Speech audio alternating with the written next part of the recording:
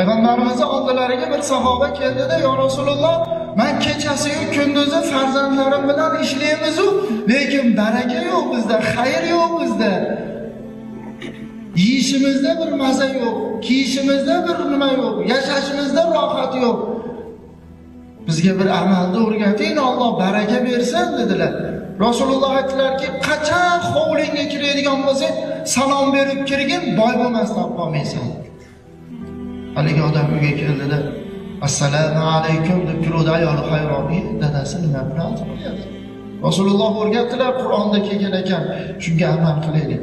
Xotin, bola hammalari bir necha oy o'tganda Rasululloh taolariga kelganlarida, "Ya Rasululloh, kiyimimni qarang, yangi oldim" dedi. "Qornim to'yapti. Uyimizda fayz baraka bo'ldi" dedi. Agar inson hovlisiga bismillah besalom kirayotganligi, o'zi bilan shayton jinni kirayotganini ko'rganda edi, aytar ekanda, "Shu hovlida hozir menga joy yo'q" deb orar ekanda.